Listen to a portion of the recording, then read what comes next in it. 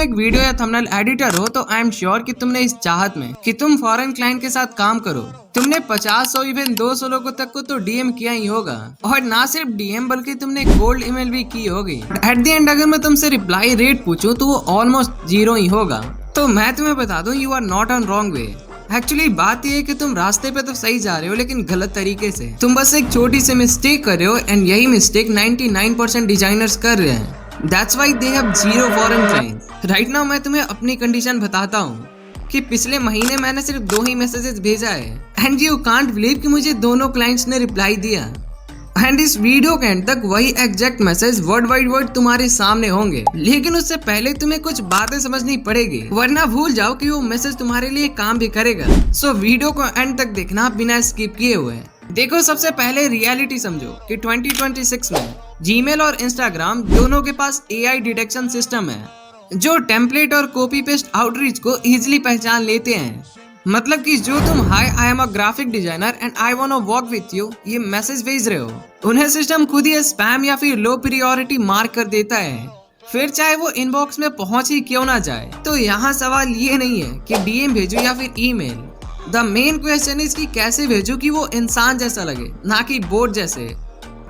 इसका एक सॉल्यूशन है जिसे हम प्रोफेशनल लैंग्वेज में SBT बोलते हैं। That means single best targeting. Simple language में बोलो तो यहाँ तुम रैंडम लोगों को मैसेज नहीं भेजने वाले, यहाँ तुम उन लोगों को टारगेट करते हो जिन्हें तुम्हारी एक्चुअल हेल्प चाहिए। चैनल के व्यूज ड्रॉप हो चुके हो या फिर उनके थंबनेल्स काफी ज्यादा वियर्ड लग रहे हो, तो तुम्हें ऐसे ही लोगों को फाइंड आउट करना है। देखो, तुम्हारे डे 1 का काम है कि तुम्हें 15 ट्रिगर रेडी प्रोस्पेक्ट ढूंढना है। रैंडम 100 लोगों को मैसेज मत भेजो, तुम्हें सिर्फ 15 लोगों को ही ढूंढना है जिनके पास एक विजुअल प्रॉब्लम है। और ये काम करने के लिए तुम प्ले बोर्ड का यूज कर सकते हो। 15 जेन्युइन क्लाइंट ढूंढने के बाद तुम्हारा अगला काम ये है कि अगर तुम वीडियो एडिटर हो तो ज्यादा नहीं, तुम्हें सिर्फ 30 सेकंड के before and after edit ready रखना है उन सभी क्लाइंट्स के लिए। और यही सेम फॉर्मूला थंबनेल एडिटर्स के लिए भी अप्लाई होगा।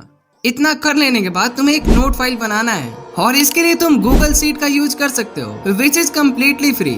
इस नोट फाइल में तुम्हें क्लाइंट का नाम, उनका प्लेटफॉर्म, इंस्टा हैंडल और ईमेल सब कुछ लिखना है। नाउ कांग्रेचुलेशन, क्योंकि अब तुम्हारे पास 15 जेन्युइन क्लाइंट्स के डिटेल्स हैं। अब आगे का काम है इन सभी क्लाइंट्स को डीएम भेजना।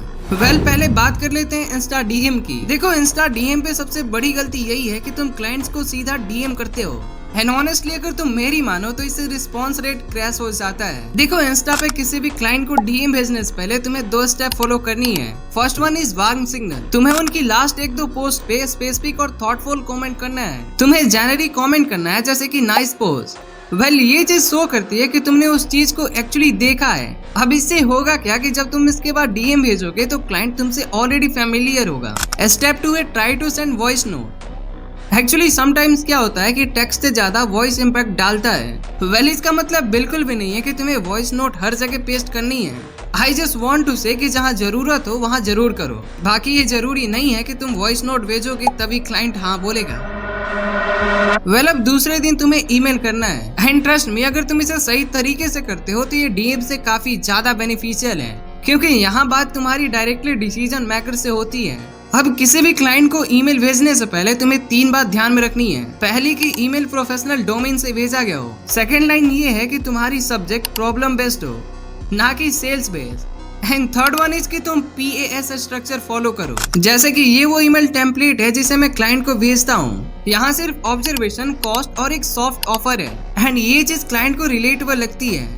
नाउ अब डे 2 तक तुम्हारे पास क्लाइंट का कंप्लीट डिटेल है एंड अब तुम क्लाइंट को डे 2 पे ईमेल भी कर दिए है। नाउ डे 3 पे तुम्हारा काम है कि तुमने जितने भी ईमेल भेजे हैं उन सबको रिव्यू करो एंड देखो कि किनका रिप्लाई आया है और किनका नहीं।